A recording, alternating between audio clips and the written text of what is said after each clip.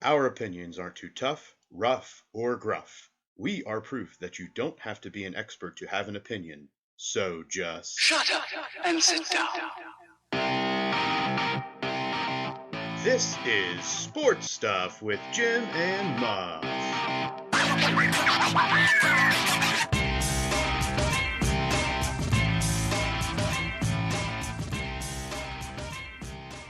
This is Sports Stuff with Jim and Muff.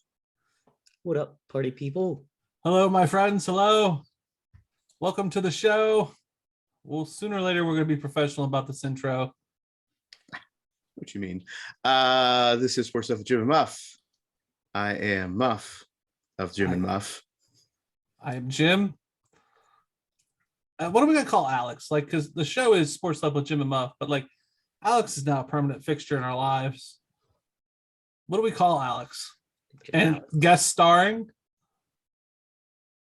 Guest starring seems about right. The medical degenerate, Alex. That's me. No sound effects, Alex? I was gonna ka-chow, but it's kind of loud sometimes. It's Sterling. All right. Ka-chow. This is Sports Stuff Jim and Muff. You can follow us on the social media at Sports Jim Muff on Instagram and Twitter. Get on Facebook. Like, rate, subscribe, comment, do all the things. Do all the things on Apple Podcasts and Spotify to help spread the word. We are over 4K downloads, gents. Yay! That's pretty awesome. We have. That's it. We have reached a milestone. I don't know if it's a good milestone in this length of time, but we made it. So thanks to any everybody. milestone is a milestone. Yeah, whether it's good or bad, it's good. That's how I view it. It's a benchmark to bigger things in the future. That's right. This week in sports. Again, today is Monday, May 23rd. This week in sports, Nick Saban spouts off. And people is have it things spouts to say. off? We're going to call it spouts off. Nick Saban said some things. Spouts off. Come on, Jim. You got to make it provocative. Give the people what they want. All right. He spilled some tea. That's what the kids say. I don't know if he said anything that people didn't know. It is a momentous, monumental, and exciting week for the United States women's soccer team. Yes, it is. We'll get into more of that later. But good for them. Good for people in the past as well. And we'll talk a little bit more about what has happened. The NFL owners continue to be in the crosshairs, including one of our favorite owners. Yeah, he's the troops are rallying against him, Mr. Snyder. And I think the whole family at this point. Yeah, probably. Last week, LeBron James hosted a social media Q&A through Twitter. Yep. Jim, you had some thoughts on this. He got challenged by Mr. Tom Brady to ice hockey. Ice hockey. Can you imagine both of them on skates? I don't know. I mean, Tom Brady, I don't think played hockey. He was baseball and football. I don't know if he did any other sports. LeBron James played basketball, football. I don't know that he played football. He was always teased about football. Okay. I wish I had played. Okay. I didn't know if he had any background. I don't know if he ever put the pads on. Got it. This LeBron James Q&A had been teased for a while now. Yeah. Did you partake? I didn't even watch. I didn't even look it up. I saw that it was happening just because in my mentions I saw one on the Twitter. Alex, what would you challenge LeBron James to in a sport endeavor? I think soccer penalty kicks. Oh, well played. That's a good one. Well done. That is a good one. Alex and I got rough and rowdy last Friday. Not with each other. Thank you, Alex. You're welcome. Thank you. I just really felt like that needed to be said. Me too. Thank you. You know, come on now. We went to Barstool Sports Rough and Rowdy 17, Alex, Bad Blood. It was 17, Bad Blood. Is it Big Dick Booty Daddy? Big Dick Booty Daddy and Lights Out Lang. Yeah, Bobby Lang. from Massachusetts. It was an interesting event. We won't go into super great detail. There's going to be a little video recap of this coming up, hopefully in the next week. Dave Portnoy was not there, and so were some of the Barstool sports personalities because they had travel issues. Because getting to Wheeling was hard. I mean, Come on, guys. It was really crowded at the Wheeling airport. The big wheel was hard to get to on the private jet, right? Westbecker Arena was host. Yeah. The women fights were the best, in my opinion. Yeah, overall in the overall spectrum. I agree. Okay. They were the most competitive, truly competitive. There was a large man fight that I feel like almost broke the ring. Yeah, it was.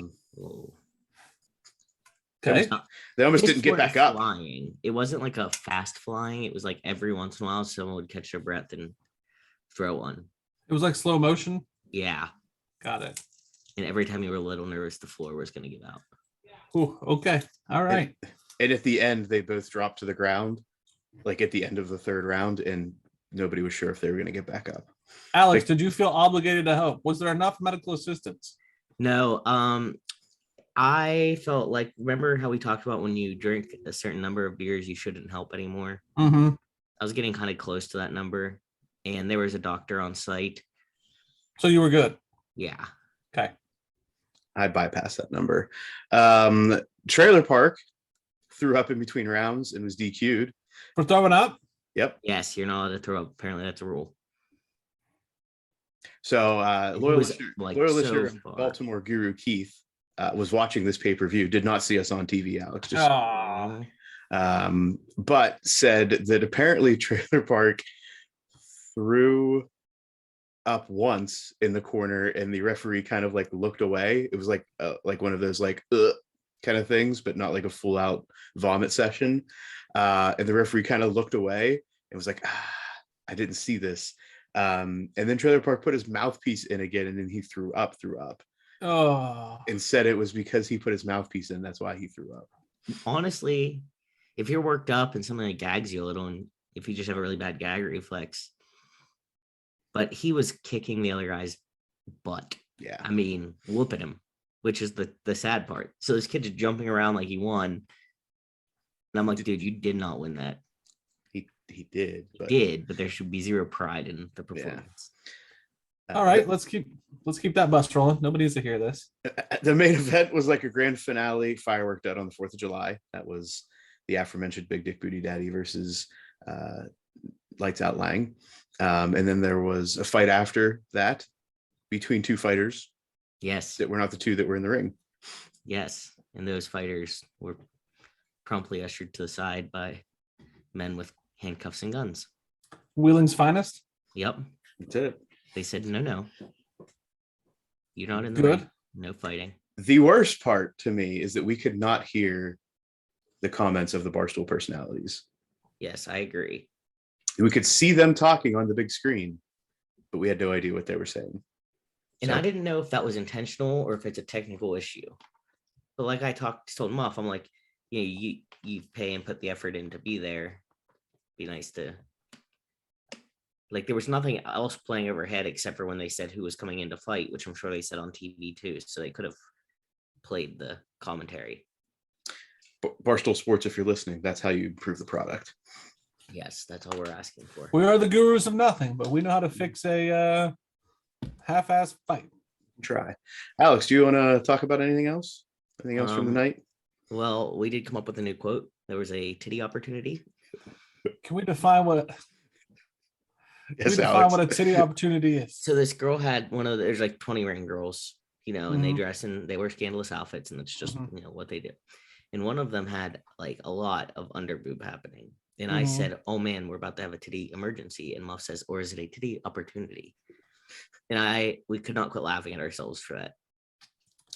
This was early on as well. This was like fair. Like, honestly, I don't think they even started the fights yet. It was just like the beginning parade.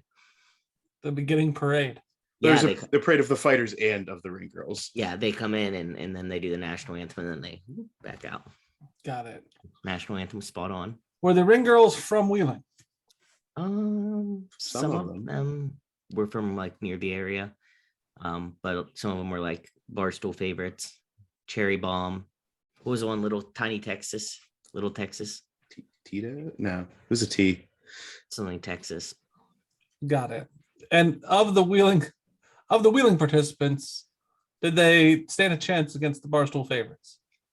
I don't know. Was the one that won a Barstool favorite, or was she local? Or at least, I don't think the one that won was a Barstool favorite. I don't think She's the so. one I picked from the get-go, just saying. Yeah, Alex pinpointed it very quickly. Yeah, I don't think that was a Barstool flown in person. I think that was somebody from the area. Well, glad you guys had a good time. This is the opening of the show. Let's move on to some legitimate things. Oh, like golf. Got it. Like golf. Golf. The PGA Championship was played this past weekend. A real quick recap, really only of the last day, because just like NBA games, nobody cares until the last 4 or 5 minutes. Mito Pereira came into Sunday with 1-stroke lead and entered the 72nd hole, the last hole of the tournament, with a 1-shot lead, trying to become the first Chilean golfer to win a major championship. He then had a disastrous tee ball into the drink and not only fell out of the lead, but also out of a playoff, which featured Justin Thomas and Will Zalatoris. PGA Championship rules dictate a 3-hole aggregate score playoff. For all of you, this is not match play. This is they play 3 holes. Whoever has the lowest score in those 3 holes wins. So if you get to the end of the 3rd hole and they're tied, they just keep playing until someone wins a hole. I think there's a sudden death at that point. Okay. They didn't get there, so I didn't hear the rules. Justin Thomas is the winner. Thomas came back from 7 down at the beginning of Sunday and was 8 back at one point on Sunday to win. Coming into Sunday, he had a little over a 1% chance to win. So somebody Pretty won. That's a big deal. It's a big deal. Somebody Pretty won. impressive. Justin Thomas' second major tournament. He also won the PGA in 2017-ish. So way to go, Justin Thomas. Way to go. Way to go. Way to go. Which brings us right into The NCAA offseason. We don't have a sound effect, so say it with your chest, Jim. I don't really have. I don't have an intro to this. NCAA football off season. All right, you're keeping that now. That's a go. That's a go. Got it. So 97 days till the NCAA off season, or till the NCAA kickoff. And let me tell you, things got hot this week when the GOAT, Nick Saban, decided to come out swinging. He says, I mean, we were second in recruiting last year. A&M was first. A&M bought every player on their team. Made a deal for name, image, likeness. We didn't buy one player, all right? But I don't know if we're going to be able to sustain that in the future because more and more people are doing it. It's tough. Well, old Jimbo Fisher at A&M, he comes out swinging back. We never bought anybody. No rules are broken. Nothing was done wrong. It's a shame you got to sit here and defend 17-year-old kids and their families in Texas A&M because we do things right. We're always going to do things right. We're always going to be here. We're doing a heck of a job. It's despicable. What? I was on a roll here. It's despicable and reputable that head coach come out here and say that when he doesn't get his way, that's narcissist in him. Doesn't allow these things to happen. It's ridiculous when he's not on top. Do you have an air fryer recipe, Jimbo?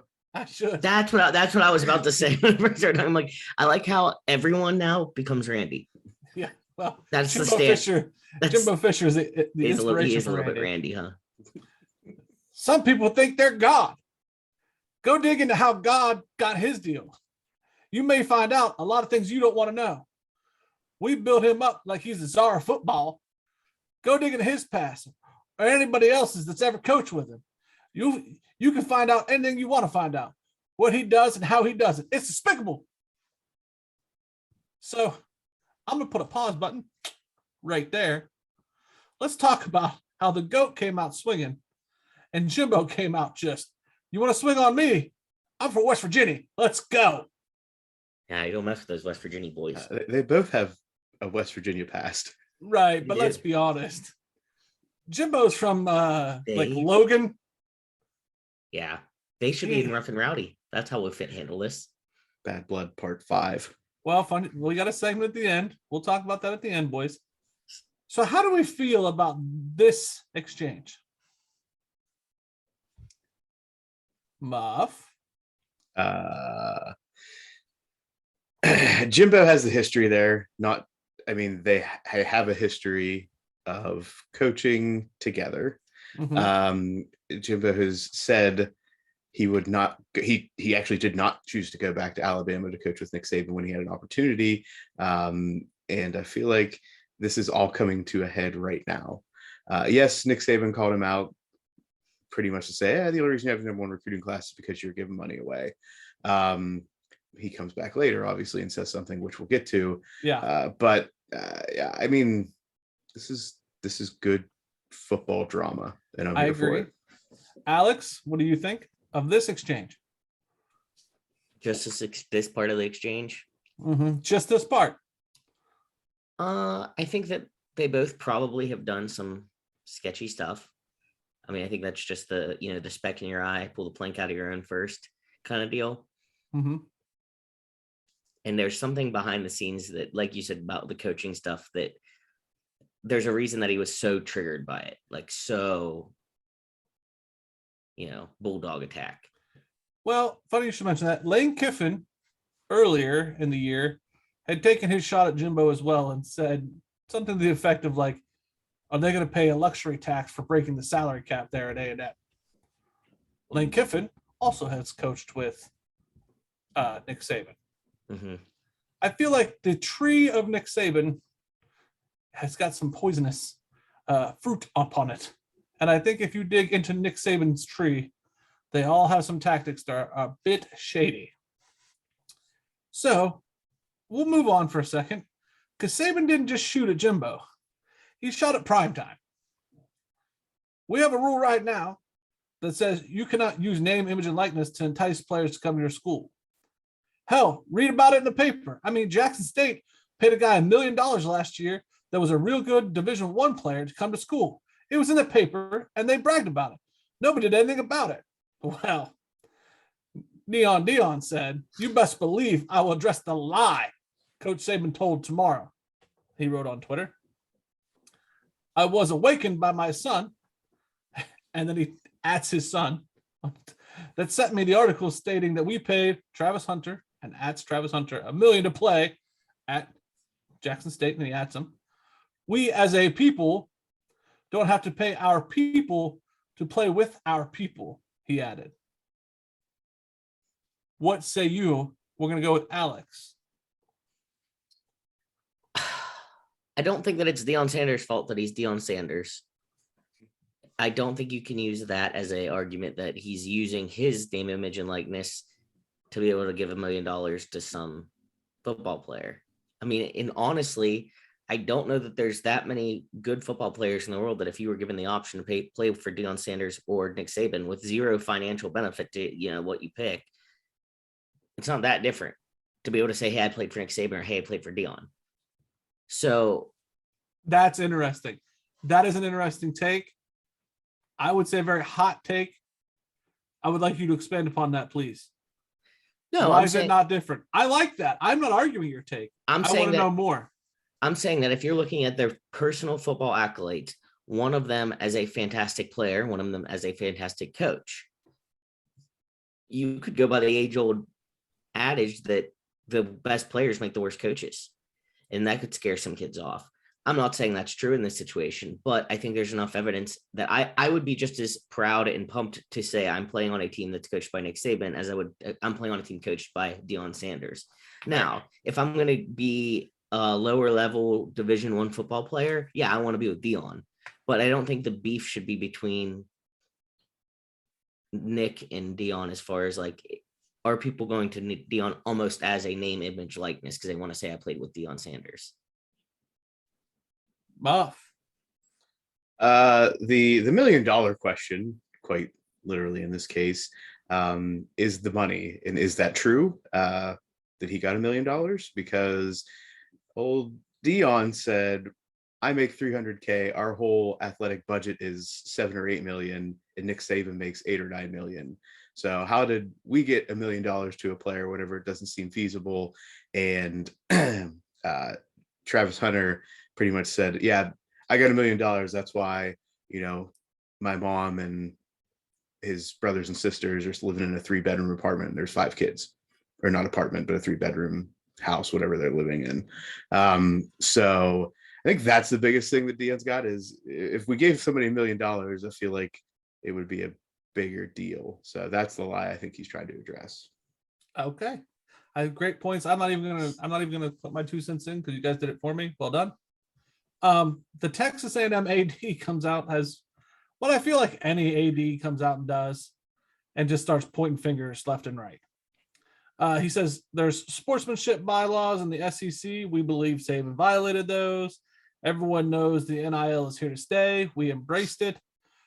We have the tools and technology. We're educating our athletes and boosters. There are all kinds of awareness here, so on and so forth. It's hypocritical. I don't know why we are the target. Okay, listen, Mr. AD. I think if you're going to come out and say you're going to the SEC and report Nick, say we're doing that. Otherwise, shush. The next part, I don't understand, and maybe you guys do. Steve Spurrier, former Gamecocks coach, Florida coach, some would say a legend, debatable. He says, I don't know why Jimbo's mad at Saban. I don't think Saban told any lies there. So I don't know why Jimbo was mad about, or what Jimbo was mad about. Since Jimbo beat him last year, I guess he can talk now. He hasn't beat much of anybody, but he beat Saban last year. They haven't won the division or anything since he's been there. Steve, why do you come in guns hot? What's your dog in this fight? Please tell me, one of you, why is Steve coming in swinging? Just because he wants to be part of the party. Yeah. I mean, he's somebody that's trying to be relevant in the conversation. Yeah, so. that's honestly the vibe I got from the whole spiel with him is he wanted to be relevant. He thinks he's on their level. Okay. I didn't think that man was that big of a shit stir, but wow. So all that drama, and then old Nick comes out and says, I wasn't saying anybody did anything illegal in using the NIL. That's not true, Nick. That was something assured. That's something assured by what I said. It's not what I meant. Assumed by what I said, but it's not what I meant. There's nothing illegal about doing this. It's the system. That's the issue I have. I think maybe he didn't think that people would take it that way, but that doesn't mean that's not what he said. There were consequences to what you said. So even if that's not how you meant it, that's exactly how you said it. Words, once they're out in the world, they can't be taken back. I'm going to argue that he most definitely meant to say it. He got caught. He's not the Bill Belichick of football. He opened his mouth too far, and he didn't think that somebody would bite back at the goat. I think his point about the system is screwed is absolutely true. But that's the system that they all wanted. They could have stopped all of this and raised a much bigger fuss. The amount of money, and we'll get into this later in revenue, the amount of money that teams spend or divisions and conferences spend to lobby, they could have stopped this whole mess, but they didn't. And Nick just thought, I'm the GOAT. Ain't nobody gonna bite back at me. And sure as shit, Jimbo's not messing around. I mean, he didn't accuse Jimbo of not using name, image, and likeness to his advantage. I'm pretty sure that you cannot say that you bought players. Well, that's what name, image, and likeness provides the opportunity to do. By the letter of the law, that is not. Do we think that the letter of the law is being enforced? Can you with your heart?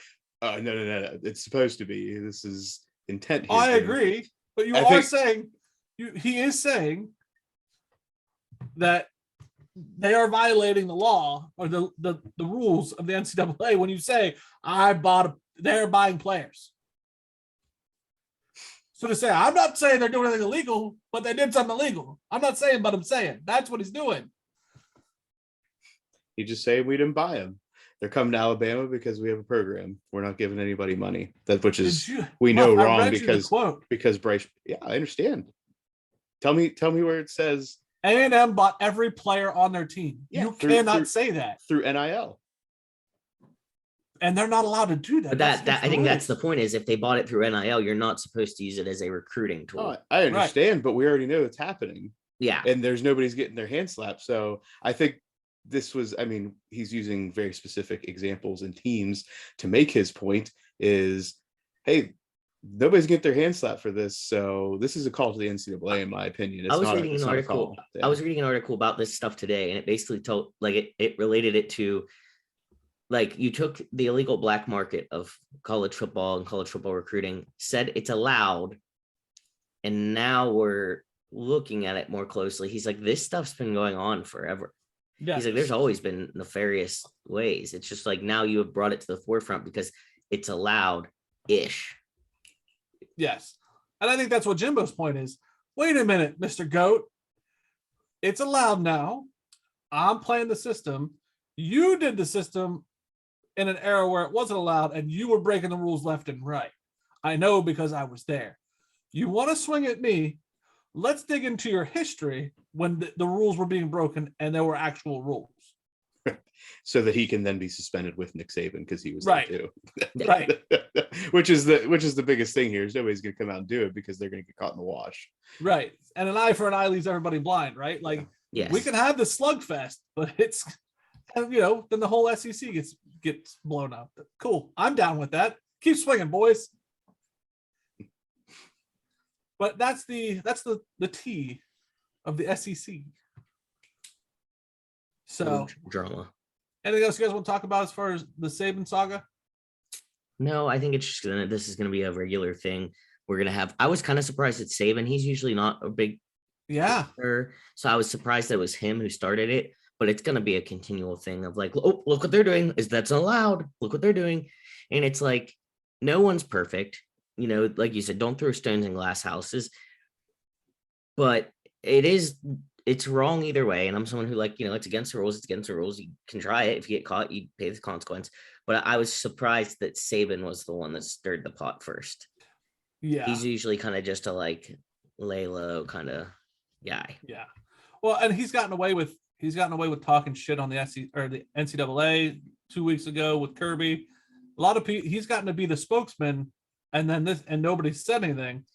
Well, I think he has like old school values a little bit of like, he's not into this NIL thing. Like where some of these newer, younger guys are like seeing it for, oh, well, I just played not long ago and it's a different culture than it was. I agree. Years ago. So I think he's taking it a little harder than some of the others. So we're going to move on to our next topic. The NCAA Division I Council announced Wednesday that it's going to relax restrictions on the conference championship games, allowing conferences to determine the teams that participate in their respective title games. This paves the way for conferences to avoid having title matchup games determined by division winners. Minutes later, after that decision, the Pac-12 says they will feature the two teams with the highest winning percentage in their championship game. Who do we think is going to follow suit? What do we think of that decision? I'm going to go with Muff. Go. First, the Pac-12 had been staunchly against this up until Wednesday, saying they would keep their division structure. And then once this was announced, they said, oh, wait, this is a real opportunity now. Let's do it. As far as who do I think is going to follow suit, the Big Ten has already been rumored to be on that path. I can see the SEC wanting to do the same thing. It's really, in the end, you want to have the best two teams from the conference going at each other, which we've seen in some of these in these divisions within the conferences that sometimes you don't get that. And that leads to poor championship games and a poor product for that conference. So, I would say the SEC and the Big Ten are the next two that are going to get the high profile. There could be some other like ACC doesn't. ACC has it. And what is it? Pitt always gets in, even though they have they're in like the poor conference or poor division. Yeah. So maybe the ACC will look at it to so they don't run into that situation in the future. I don't Alex? have a problem saying that they should have a little bit of leeway to say, like, okay, if there's especially like two divisions, something like that, and there's one team that's, won a huge upset game, blah, blah, blah. I don't know. To just say outright the two teams with the highest winning percentage, I don't think is fair, unless you're playing the exact same schedule. Alex is, just so everybody knows, Alex is the traditionalist that hides. He's not, it doesn't come out as the traditionalist, but you are more traditional than even Muff and I sometimes. I think I disagree with you, Alex. Okay. I disagree with Muff in that I don't think the SEC will follow suit because I think it'll be more strategic. The way they have their system right now, they're getting two teams into the playoff. I don't think they'll mess with it because they're getting their two teams in. The Big Ten most definitely will follow suit. Can't believe they weren't first because they've been itching since divisions to get that second Ohio State-Michigan game. Have been begging for it. The only thing that's kept them out of it is because Michigan has sucked for so long. If they can get a 1-2 Michigan-Ohio State game on the actual Michigan-Ohio State date and then run it back again for their conference championship, sure as shit they're going to do that. And they're going to be taking the money all the way to the bank. Yes, they love that shit. So Big Ten's going to jump all over that. That's my opinion. But okay, so in the Big 12, for everyone plays everyone, okay. And then I can see the highest winning percentage. But like in the Big Who's 10, in the Big 12 anymore? I don't even know anymore. West Virginia. Oklahoma, Iowa State. No, I know Oklahoma's the teams. I in didn't the know. SEC. That's what I was going to say. I Yeah, don't I'm know sorry. I don't know what all the realignments are yet. I mean, Right. but my point being, in the Big Ten, you don't play everyone. So how is it fair? Maybe one of the teams ended up playing all the crappy teams, one ended up playing all the good teams. So how are you going to take a winning percentage and say that's how we're going to delineate this? Well, you're still thinking there's divisions. So there When will be you no do division. divisions, they're going to change the schedules. But still, you're not going to play every single team. Maybe they do it with non-conference games. I don't Things are like going to that either. change, man. Yeah, I don't like that either, just because I think sometimes the non-conference games are fun. But I don't know. I don't know what the answer is. I don't. You don't want divisional games, non-conference games, because then you'll play Marshall and they'll kick your ass. First of all, not true. Not true. Oklahoma. They're not in the SEC yet, Jim. Yeah. When's that start? 23? Is that when that starts? It's not this year. That's all I know. Yeah, not this year. Texas and Oklahoma are not in this year. But you got to figure that's it's going to play into it. away. Yeah, it's going to play into it. Yeah. Okay, we're moving on. I'm the Ohio State homer, and this is my segment. Ryan Day gets a contract extension. 2-year contract extension will run through 2028, making him one of the top 5 highest paid coaches in the country. He will see an increase from 7.6 to 9.5 million. His base will be $2 million per year. It will start July 1. He will be in the top 5 with Nick Saban, Lincoln Riley, Brian Kelly, and Mel Tucker from Michigan State. Odd. Yeah. So I take this from 2 levels. The people of Columbus and non-athletic department workers are kind of like, wait a minute. Why is he getting this giant increase? People not inside of the Ohio State system are like, he deserves it. Let's keep him in Ohio. So I'm one of those, I don't care. I don't think this is going to keep him in Ohio State either way. If he sees that the grass is greener, he'll jump. What do you guys think? Nick Saban's the real winner here because his salary just went up. Yeah, that's right. Thank you. I forgot about that. Amen. That's right. He is the GOAT. He has the franchise tag. Yeah. Yeah. Alex, what do you think? I don't know. Part of me wants to be like, why is a freaking football coach making that much money? This is stupid. Look at the world around us, and Yeah. our economic troubles. But also, I mean, good for him. I mean, I'd be in there. I'd be in the same situation if I'm coaching a sport and I'm putting in similar hours to him. I'm going to be irritated if I'm not making much money. But I see, like, from the guy on the couch that has nothing to do with Ohio State, go eat, man. You got paid. Do we think that this would keep him in Ohio State if, say, the Patriots job opens up, or, The Patriots Seattle? aren't going to take him. We've already seen ex-Ohio State football coaches go to the NFL, Jim. I'm trying.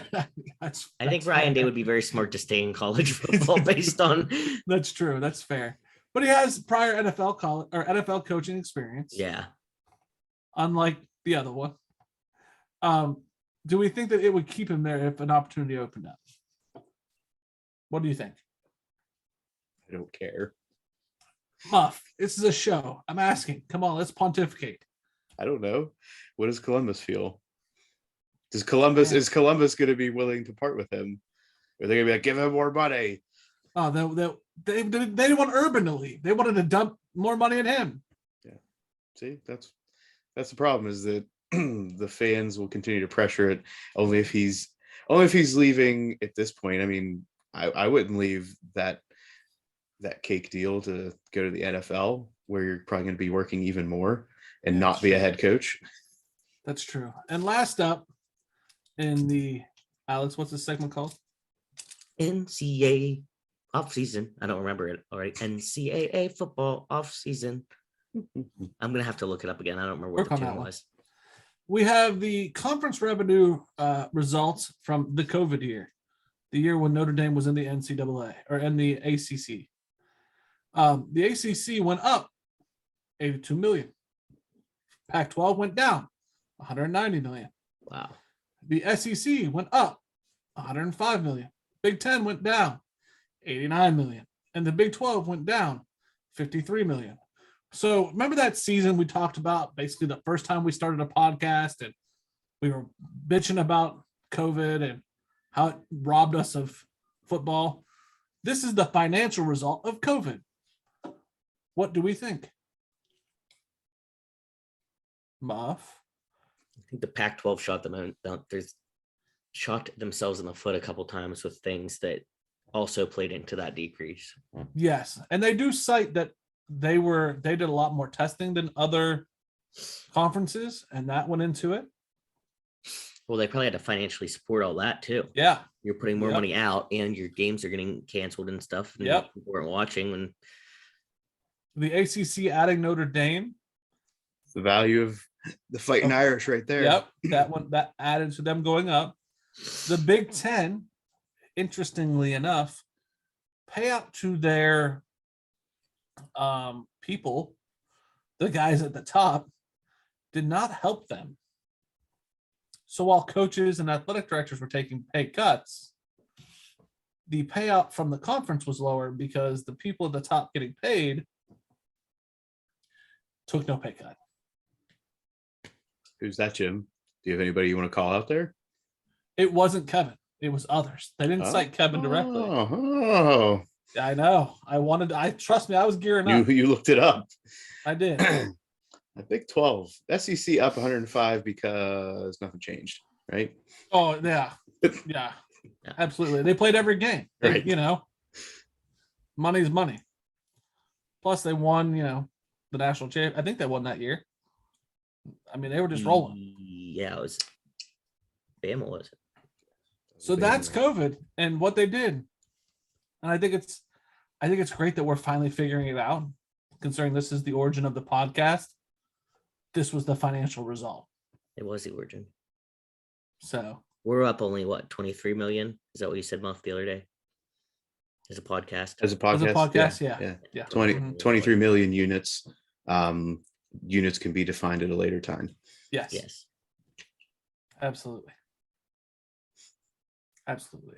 So that's the NCAA off season. Yeah, that was a lot closer to my original one. I'll have to go back and re-listen to the original one. because it came out good the first time, and I had no idea what it was that I did. Yeah. NCAA off season. Hey.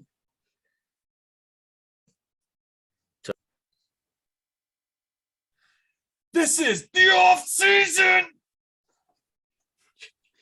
Sometimes I'm really afraid that you're gonna like Shit my have a pants. stroke. Yeah, like something's gonna come out. You talked about earlier, you're worried that you'd like bust a blood vessel in your eye. So Yeah. I feel like you may want to stay off that for a day. Or That day or intro two. right there, like how I say the off season, is basically how I yell at my kids. Get off of that! Stop yelling at each other! Do they smell your pants after you're done, just to check, or Right. Just to help out. That's just to help out. I think I've like broken more teeth yelling at my kids from just that intro kind of style. Well, I feel like the problem is you don't want to yell too loud because then like everyone and their brother can hear it. So you have to keep Right. it quiet, but you want to internalize the emotion. And Exactly. that Yep. That's a good description. was my analysis of the situation. Yep. Control the rage. It is 107 days till NFL football. Mm-hmm. This week, not obviously we're in a spot where not a lot of signings. There was a signing of note, but there's other news in NFL football this week. Deshaun Watson met with NFL officials this past week before heading to the Bahamas with his teammates. Yeah, he played some golf. Let's get to the real news here. The lawyer What? for Deshaun Watson is Trevor Bauer's lawyer. I mean, That guy's getting paid. If Deshaun Watson there's a niche. That's all I'm saying. isn't a piece of shit, he is now. Because he sought The expert legal, legal counsel, counsel. of Trevor Bauer's legal counsel. Yeah, I'm sorry. Nope. He sought expert legal counsel. Got it. Guilt by association. Yeah. The NFL now wants to meet with Deshaun Watson again, which is I would too. not what people that are fans of the Browns being probably the most successful they can be this year wanted to hear. So the question now is, where will this be headed and how quickly will it get there? Let's go, Baker. Jim's on the Baker mindset. I don't know. If I was Baker, I'd be like, F you, I'm not playing. I would too. You're right. He could hold out. And the other thoughts coming out are, will the Trevor Bauer outcome from Major League Baseball have any bearing on how the NFL runs this through their process and procedures? I don't care at this point. Do we think he's going to get suspended? I hope so. Trevor Bauer? No, Trevor Bauer is already been Yeah, I was gonna say suspended for he's like, 2 years gone. No, I'm talking about Deshaun Watson.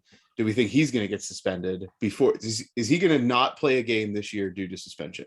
Yes. No, he'll play. He'll play. This is Rogers League, buddy.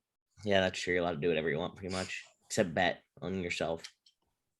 It's a problem. Baseball. No, I think I 4-game suspension. 4, Yeah, I give him 6. 6. I'd give him a freaking season, but Yeah, that's what I would rule. But Rogers going to give him 6. yeah, 4 to 6. for this season. Yeah. Yes. Do you have a guess, Muff?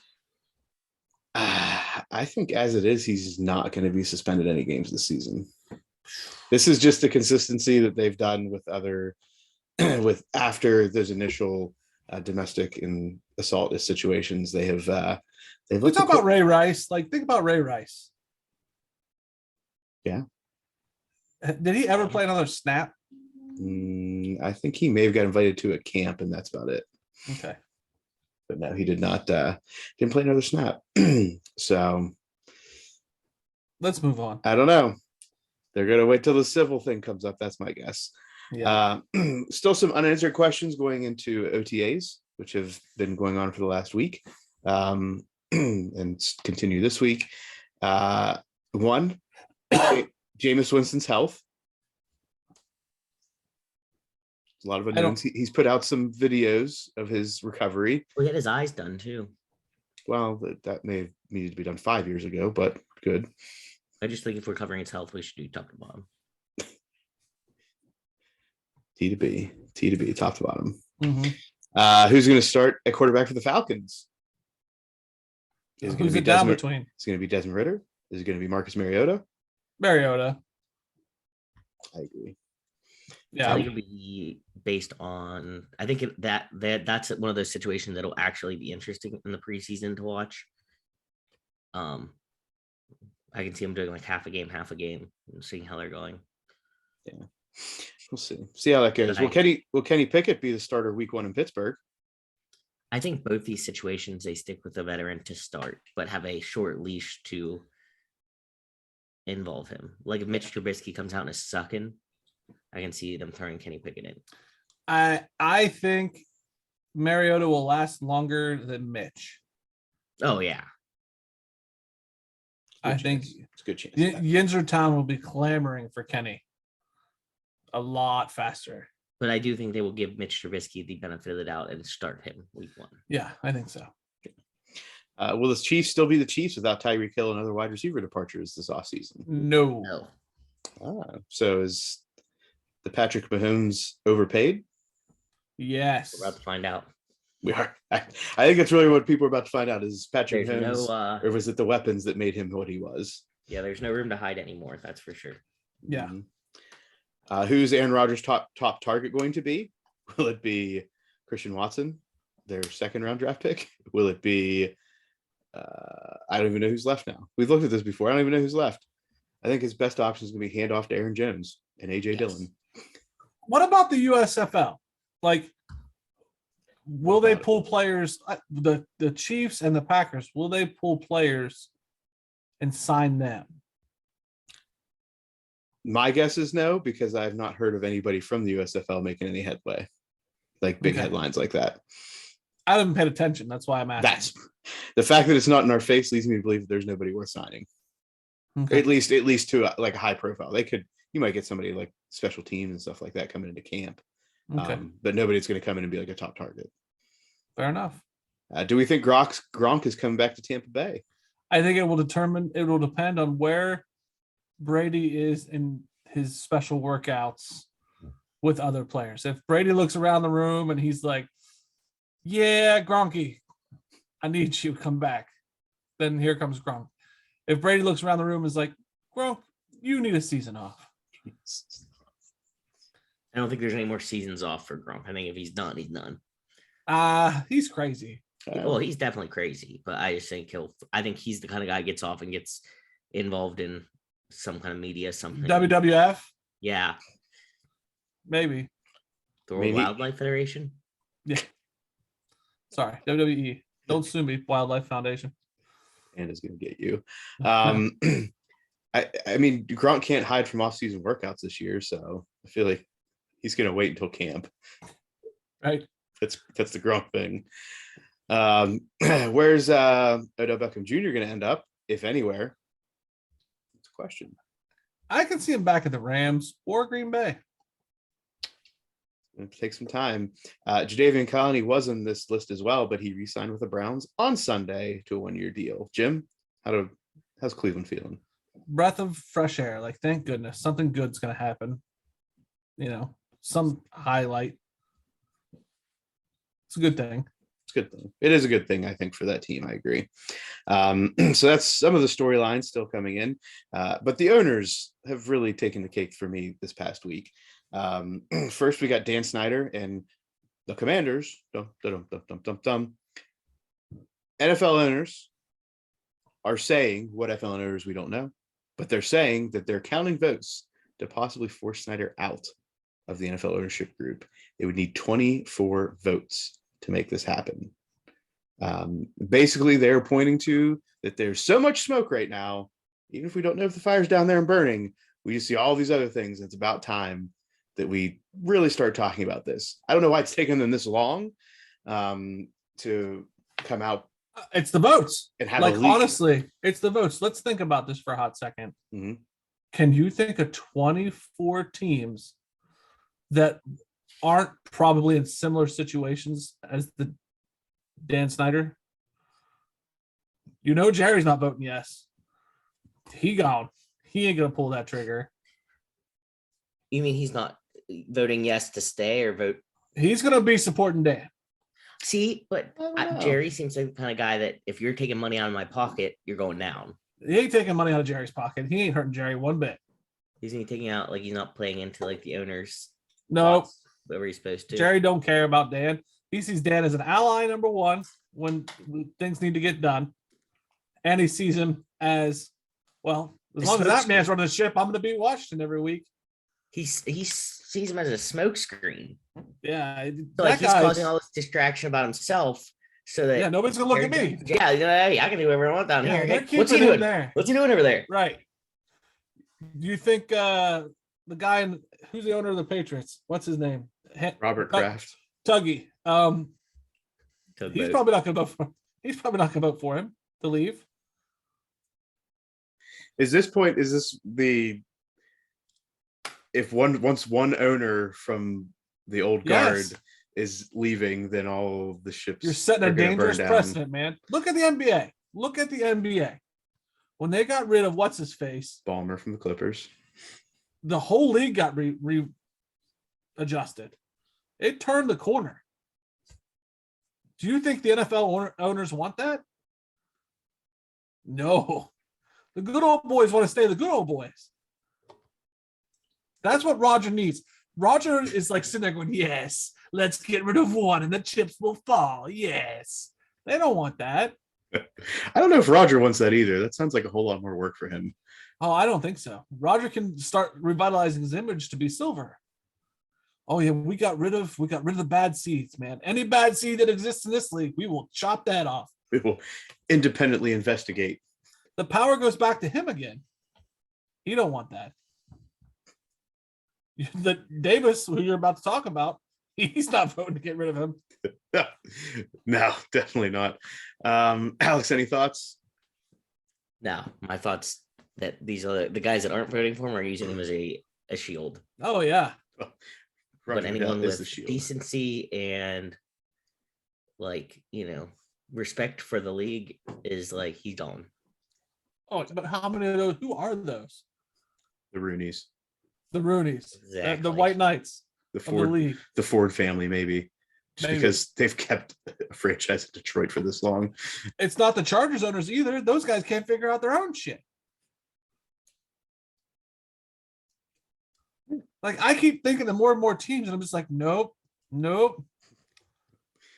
Jacksonville? Nope. Nope. They got their own issues. Buffalo? Maybe. I have no idea about Buffalo's ownership. Maybe. Well, let's just get to Las Vegas. Let's just go to Mark Davis because Mr. Bullcut himself can't stay out of the news. At this point, the Raiders are just a dumpster fire. Their move to Vegas and other issues with owners around the league wake Mark Davis up before his family-owned business goes under. Is a question I have.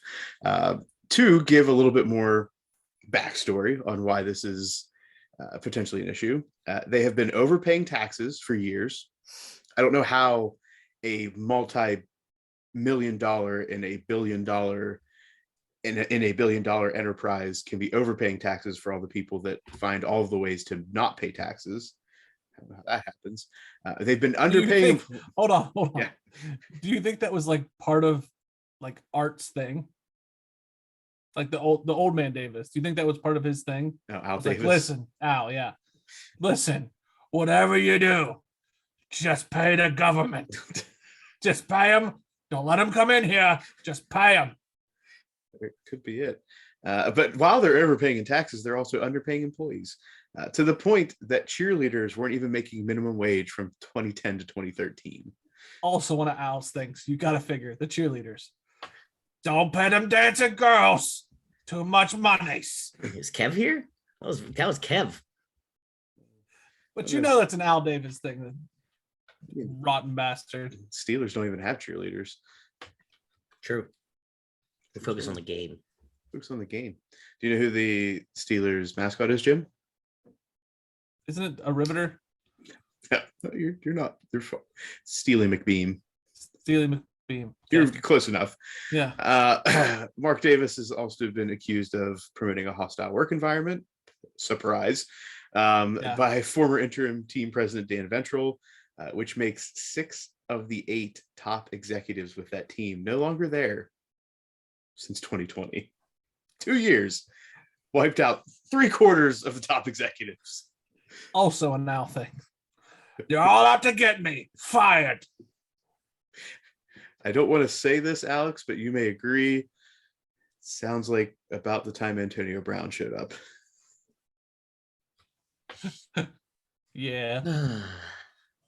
So I don't want to say, but 1 + 1 does equal 2 in most cases. The team missed a payment in their temporary offices in Vegas for an electric bill, and the lights were shut off. You don't need lights to work. Just work. Oh, Well, I mean, there was, if it's the executive offices, there was only 2 of the possible 8 offices that were filled. Right. So maybe they were just trying to shut off a section of these temporary offices. And they're like, oh, crap, we forgot the whole thing. Oops. We also had the John Gruden saga. Yeah, that was, Which I got no joke for that one. We got no jokes there. Yeah. And again, not a joking thing, but just another thing that has gone with Vegas is the Henry Ruggs incident as well. So it's been a bang up few years. It seems like 10+ years for the Raiders in just terrible decisions, situations, and more smoke, right? So Yeah. Is Mark going to do anything? They're hosting the Super Bowl in 2025, I believe. But that has nothing to do with them. That's money. That's money, though. But that has nothing, like, the family has no real bearing in hosting. Like, they got a hella stadium. Yeah. And in actuality, you got to think the NFL probably did a lot more in securing that than he did. He got him to Vegas. Yeah. With his super cool backpack and his bowl cut. So I honestly don't understand. Maybe it's just because the Raiders and maybe I should give them credit. But if you were going to put a team in Las Vegas, shouldn't have been the Rams or the Chargers and not the Raiders. No, you want the Raiders there. yeah. That's a fan base. I was just gonna say that. Yeah, that's the fans match that area. All right. You got to remember Oakland. Oakland fans, I think, translate better to Vegas than LA fans. LA can't. Okay. The Rams couldn't even fill a stadium last year, Jim. And they were the Super Bowl champions. But are the Raiders? Is it Raiders fans filling the stadium, or is it people going to Las Vegas and seeing a football game? Like Chris Angel tickets and Raiders tickets. Like, oh, okay, we'll go see a football game. I think that people are more willing to travel for the Raiders than they are for the Rams or the Chargers. Okay. Yes, I won't argue that. That's just based on like the culture. yeah. Sure. Raider Nation. Yeah, People don't say Charger Nation or Ram Nation, and they mean That's anything. true. That's true.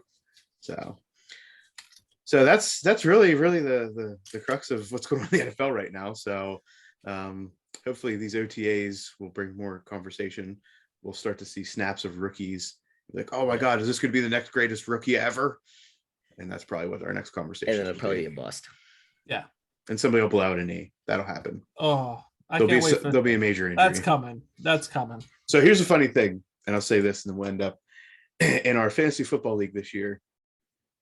I am going to put out there that whoever has the first player that is a starter in their lineup who tears an ACL or has another season-ending injury, they have to be in their starting lineup for a fantasy football league this year. They're going to win $25. Oh, that's nice. It's like oh crap, you're not going to win anything else, so we may as well give you something because one of your starters just went down for the year. Cool. Well done, Muff. Yeah. And that wraps up The off season. This is Mount Massive. Yodelay hee hoo. So, with all the Tiger talk, Tiger Woods talk, Tiger. Who? Tiger Woods. Okay. I've decided we're going to talk about the top 5 most influential athletes in the last 50 years. Or sports figures. Oh. It's not influential athletes as we were told. You've Yeah, I changed was the going to rules. say, wait a second. You changed the rules. I did change the rules. You changed the rules, Oh. but didn't tell us. You're right. I- No. So our list. So now your list is going to be right. Our list is going to look wrong. all right, you know what? Fine. Fine. Oh no, Most Jim, no, Jim. influential. You can change the rules. It's okay. Change the No. rules. Most Calm down, influential. Jimbo Fisher. Calm down. You can Most buy. You can buy all the influential- players. Oh, here we go. Most influential athletes in the last 50 years. He Okay. took. Who did you just take off your list? You can market that. Not only as I'm seeing this in real time, you're just totally changing the game. Okay. We're going to start with Alex. Okay. Go ahead, Uh, Alex. So I actually ordered mine this time. My 5 is Serena Williams. My 4 is Michael Phelps. 3, Kobe Bryant. 2, Tiger Woods. And 1, Michael Jordan. I did have an honorable mention list. Sidney Crosby, LeBron James, and Mia Hamm. I will go next. Number 5 is Vince McMahon. Does he count? He wrestled. He's an entertainer. Fine. He wrestled. Whatever. Number 4 is Kobe Bryant. Number 3 is Serena Williams. Number 2 is LeBron James. And number 1 is Michael Jordan. My honorable mentions, Tiger Woods, Muhammad Ali, and Mia Hamm. Muff. All right, my 5, Brandi Chastain of U.S. Women's National Team fame. Maybe not the best player, but probably one of the most famous. Yes. 4, David Beckham. Who doesn't remember Bend It Like Beckham and the fact that he helped expand the popularity of Major League Soccer to the United States by coming to play. 3 is Muhammad Ali. You could not think of boxing without thinking about him. Float like a butterfly, sting like a bee, in addition to all of his other philanthropic and other socially justice-related efforts. 2, Michael Jordan. I don't think you can think of anybody influential in athletes without thinking about Michael Jordan, everything that he brought not only to basketball, but afterwards in basketball, and now even in race car, in NASCAR racing. And 1 for me, Tiger Woods, and this could be dated because I was coming up with Tiger Woods in golf as far as like my interest in golf. But as far as growing a game, providing a platform for other players in the sport to continue to elevate and changing the game for the positive, similar to what the Williams sisters have helped to do in tennis, Tiger Woods did for golf. Anybody have an So- issue with somebody's list? What? Does Yeah. anybody have an issue with somebody's list? Well, yes. Vince McMahon doesn't count. Yeah. I disagree I have with an you. issue with Vince McMahon. I have a not issue, but why would you? I mean, I guess you're right. Brandi Chastain had the infamous game-winning goals, slide on her knees, take her shirt off, play. But when I'm thinking like if I'm picturing like a little girl like thinking of like, oh, who's a famous soccer player? I'm It's Mia Hamm. thinking like Mia Hamm. Oh, this was just my way to put somebody else into Yeah. that category. Yeah. That is, I think, the most iconic moment in women's national No, team you're history. right. You're right. And that's, I'm just thinking, when people from that era think about the moment, they think of her, and that moment in winning that World Cup definitely elevated Yes, women's soccer. women's soccer. So that's why influential. This is very influential to me. That's fair. It is your list. I'm going to defend Vince McMahon. The man can lift more than any of you. That's maybe true. So The man has been in the wrestling ring. I consider that being an athlete. And what he has done for all of sports, whether it's the camera angles, whether it's the promotion of a sport, whether it's the presentation of sports, has transcended all of sport. Pay-per-views, networks, Did the he? way you see football, Did he invent pay-per-views and networks? the pay-per-view buy system and their own network systems. Yes. Mhm. Yeah. I didn't know. I just don't know if I consider him an athlete. Just because you're in the ring doesn't mean you're an athlete. Freaking Donald Trump was in the ring. I don't consider him an athlete. He didn't wrestle a match. Vince actually wrestled a match, several matches. Do you consider The Rock an athlete? The Rock was an athlete. He played football. Do you Sounds like a racist consider man, probably Do you played consider football Stone at some Cold point. Steve Austin an athlete? I consider him an entertainer. Not an athlete. Yeah. I disagree with you, Muff. I That's highly disagree with you. it's I okay. think it's Jim's list, and we have to let him have those. Not things. only Like I that, said- but I I think that's have what's no making problem up- with I have no problem with Vince McMahon being on an influential person list. I just don't consider him an influential athlete. I think that he can bench press more than you, and that's all that matters to me. Can As long bench as press you more know. than you. Absolutely. Absolutely. I think the man squats like 750. Not more than me though. No, not more than you. Of course not. So that is Mount Massive. Well, Yodelay. am I not allowed to have issues with Alex's Oh. list? No, Muff. Alex's list is the winner. What are your issues, Muff? Michael Phelps. Oh, figured come that. off. I mean, What? What is Swimmer. it? Just because he's swimming. He's put a whole swimming, smoking dope. Like Wow. I mean, it was influential. Tiger Woods is your number one. Shut the fuck Yeah, he up. literally Muff. like cheated on his wife and got the back. I don't see a whole car bunch of people smashed getting in. in the pool and starting to breaststroke up and down because of Michael Phelps. You're right. Michael Phelps, I forgot. Let's just strap some military gear on him. Let him play soldier. Let's let him get drunk, drive into a tree. Let's let him be a speed demon and flip his car and let him roll it 100 times. But he smokes little reefer, and shame on him. Listen, It's Get outta legal here, in most Muff. states now. Maybe Get at outta this here, point, if Muff. you would have done it, it'd been legal. I don't know what state he was in. listen, all I'm saying is I don't hear a whole bunch of people jumping in the pool because of Michael Phelps. I mean, I did. I mean, I drowned. It's because you don't kick it with swimmers. You're a golfer. Yeah. When's the last brother swimmer you swims. kicked it with? My brother not swims. sitting Are here you criticizing making fun of my swimmers. family? I Are you didn't hating on my criticize family? him. I'm just saying I don't see, I see more of like Mia Hamm's influence in youth soccer than I do with Michael Phelps in the pool. How That's all I'm many saying. pools do you hang around? Not many. Is that a problem? Do you hang around pools, Jim? But I mean, you don't get to see a lot of swimming because you're not in an area where there's swimming. I'm just saying I don't see the proliferation of swimmers in America. I don't think that you're around enough area to see that proliferation and influence by Michael Phelps. I think that's an area of geographical restraint. Is that not massive? That's not massive. This is quick thoughts. That was a really bad goal. We were off on that one. Yeah, we were off. It was horrible. All right.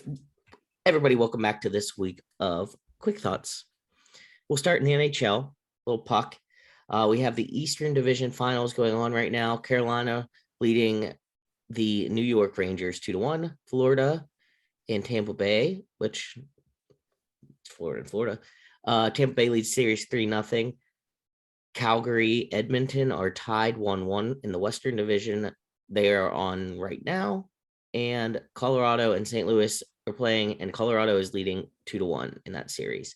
Do you guys have any quick thoughts about the NHL list as it stands?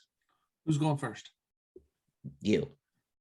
I think Tampa Bay, as much as I hate to say it, will probably win the East. I want Carolina to win that one. I am now going to pull for Calgary to win the West. Okay. All right. Muff, any thoughts? Give me the Avalanche and as much as I hate to say it, I'm not a Carolina fan, but Carolina Avalanche win the cup. I like it.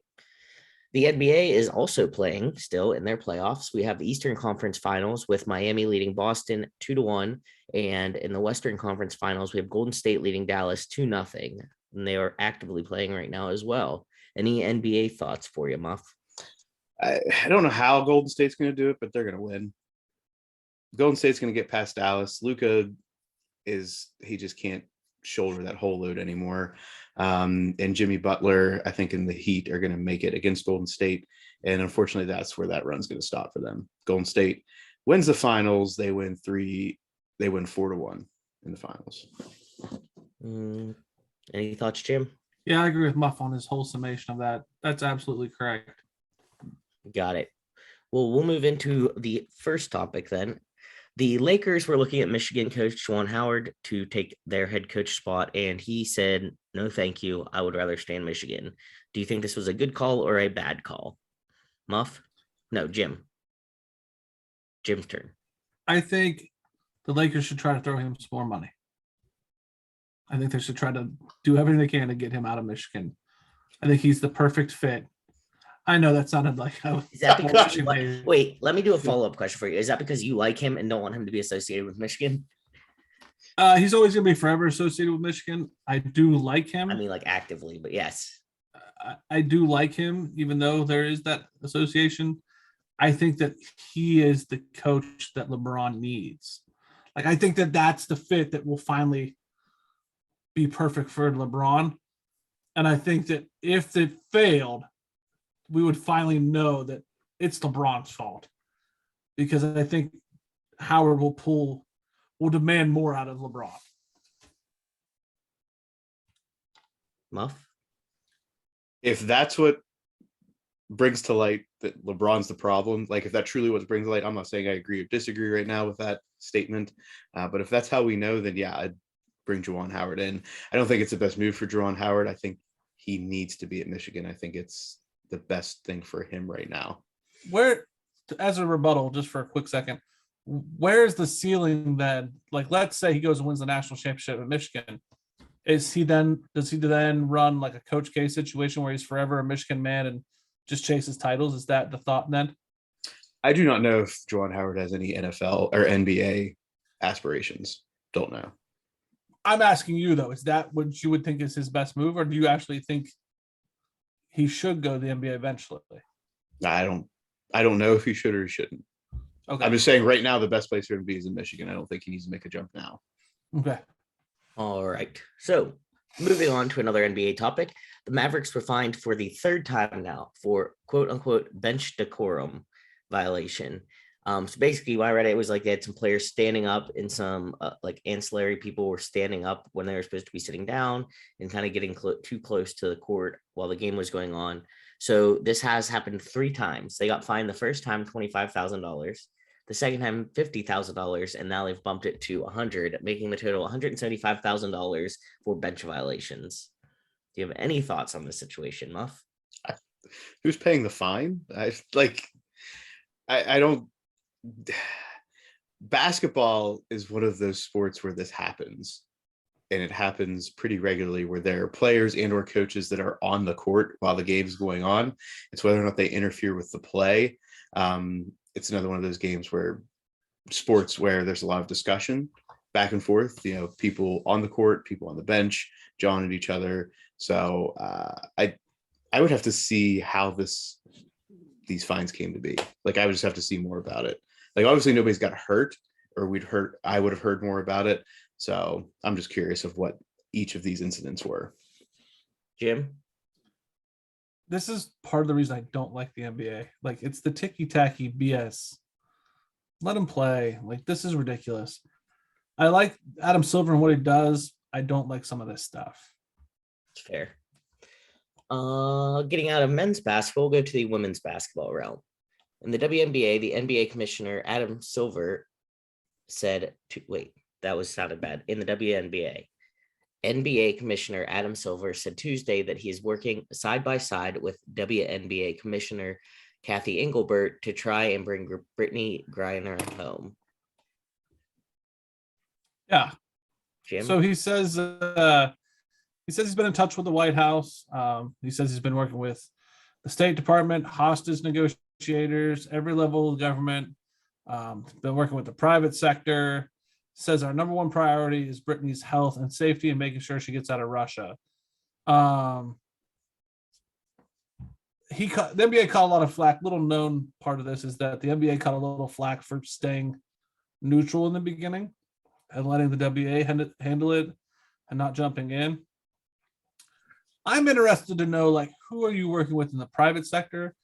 Is the plan, because Russia is isolated financially, is the plan to buy her way out? Like, the theory then would be we're talking to the White House and the State Department to see if it's okay we buy her out. I just a thought. Got you. Muff? I am not a fan of all of this jockeying for position with the NBA and the WNBA and doing this. I get it that there has to be some influence, and there are ways to be influential in making this situation resolve itself in the best way possible. I don't think this is something that I would want to see in the news. If people are doing stuff like this, let's do it behind the scenes. I don't want to know that Adam Silver is doing all of this. I don't want to know that the NBA is helping. I just want to know that she gets back safely. Okay, and I'm going to challenge you a minute just because I want to be clear. You don't want to know about this because of fear it may hurt something, or why don't you want to know about it? I don't care if I don't want the NBA to get all of this credibility and get all this positive PR for helping the situation. I just want her to get home safely and just know that people were doing things that were positive for the situation. Okay, I can get behind that. I agree. All right. So that wraps up some basketball talk. Let's move on to baseball. So the Cardinals just swept the Pirates in 3 games, which isn't a surprise.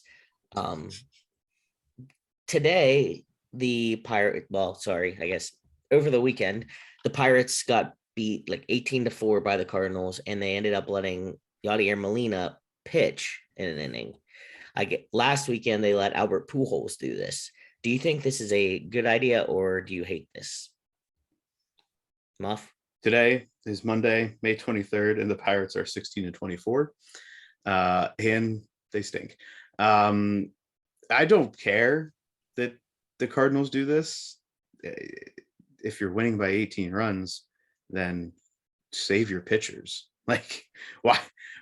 If they're winning blowout games, then I don't care. If they're even losing a blowout game, the worst thing that can happen in a game that you have lost or that you have well in hand to the point where you can't screw it up is to lose one of your best players or have somebody go down with an injury. We've seen it in basketball. We talk about it in other sports.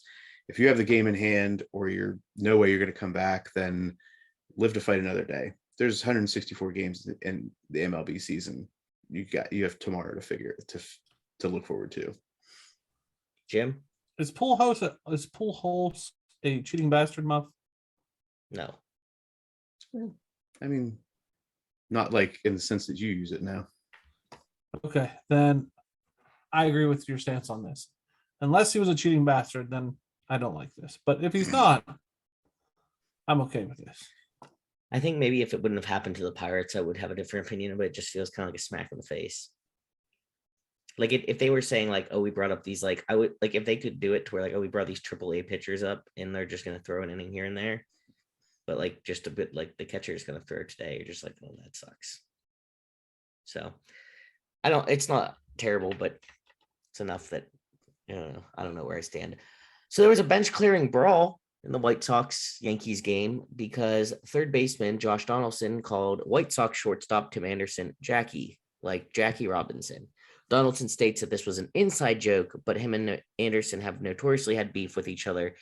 And Anderson's teammates were like, yeah, no, that's not the vibe in our clubhouse, that it was an inside joke between those two. Like it was out of like being a D-bag.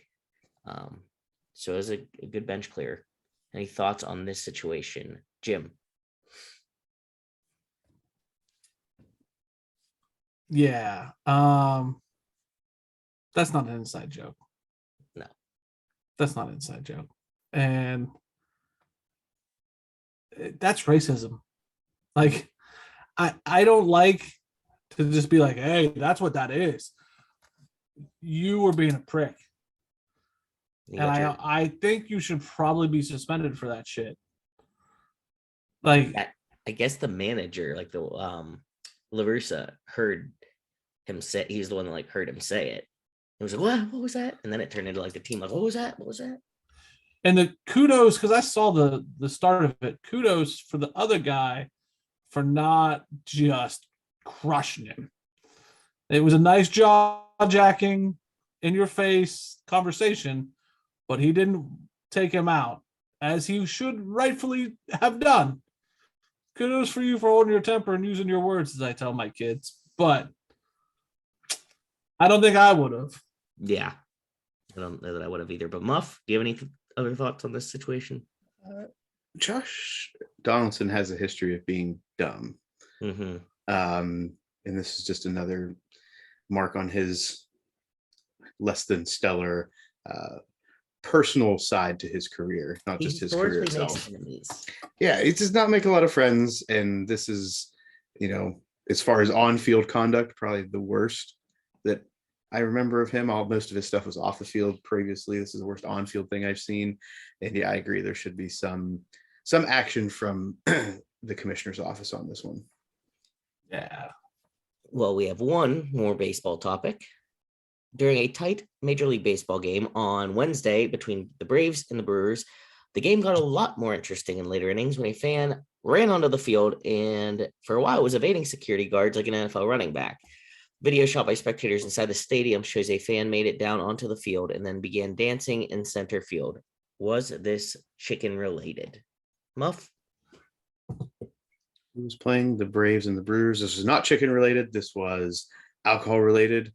This is an alcohol related incident. But if the person was eating chicken wings beforehand and washing them down with beer, and that's how they got intoxicated, then does that make it chicken related? Are you asking me if they were? Are you asking me in that scenario if it would be chicken In that related? scenario, would it be chicken related? No, alcohol is the overarching factor in this one. Okay. Jim? If they did the chicken dance, it's then that's chicken a good related. point. Oh, I think more research needs to be done to see if this was a chicken dance, to see if this was chicken related. And that And if wraps up- somebody is going to do a chicken related dance, I would like them to put our Twitter handle on there. Would we pay a fine? Like, can we pay somebody's fine if they do the chicken dance on a field? how high is the fine? Yeah, I think we have to put an upper limit to this. Yeah, like we will give you $100 towards your fine. If you get thrown out for doing the chicken, We will start a dance. GoFundMe account to pay your Because it would then be chicken related. It would be. That wraps up baseball talk. We're getting into a football topic. I'm going to quickly derail that one. Arch Manning has 3 official visits coming up in Georgia, Texas, and Alabama. Where do you think is the best fit for an up-and-coming quarterback like Arch Manning? Ole Miss. Muff? Wasn't even an option. I want him at Ole Miss. That's where I want him. Put him at Texas. You know why? Oh, It's going to be a good deal for him. That's all I'm going to say. Horns down. they already got the kid that was at Ohio State and transferred. Why do they need him? Who do you want, Quinn Ewers or Arch Manning? Fine. You know what? Because I want to see that Ewers kid get screwed. But Ole Miss. You want to see him get screwed? I want to see that Quinn kid get just shafted and never start a game in his life. That's upsetting, Jim. I thought he was having like some real issues. Yeah, make that money. All right, softball. The Oklahoma Sooners blow out Texas A&M 20-0 in a 5-inning run rule beatdown. The blowout marks the most runs scored in a shutout in regional finals history since the format debuted in 2005. Oklahoma advances to its 12th consecutive NCAA Super Regional, where it will host the winner of number 16 seed UCF in a best-of-3 series beginning Thursday for a spot in the Women's College World Series. Muff? I yield all of my time to Jim. Jocelyn Allo, my girl, hit a homer in this game. She's already the number 1 draft pick in some new softball league. Let's go, Oklahoma. I love it. Yes, yes, yes. Women's softball. Let's watch this on Thursday. Let's go. Good take. I am going to ask, since I yielded my time to Jim, that he posts a video of himself watching this game on Thursday So on our social media. as long as I'm not working, you got it. Depends on the time. Oh. I'll Everybody watch it at it work, but except you're working. I can't watch the game and take a video of myself. I will be watching that game by hook or crook. Trust me. But I can't video myself while watching it on the phone. That's fair. Soccer. U.S. women's soccer will be getting paid equal pay with a new deal running through 2028 plus $22 million in back pay. Go America. Thoughts on this, Muff? Long overdue. Glad this finally happened. That is a deal that goes through 2028. So I'm interested to see what happens then. And if there are any quick take backs if this does not go the way that people think it should go. But for now, this is positive. Glad to see the $22 million in back pay. I think that to me is the best part of this whole thing. Not only does it take care of present and near future, but it also takes care of past. Jim? Yeah, big fan of this. Well done. Well Me done. too. I think everyone's a big fan of this. And if you're not, You're an I don't idiot. know. Yes. Golf. John Daly, the national treasure that we all hold in love in our hearts. During one of his first 2 rounds, someone kept tabs on what he consumed during the round.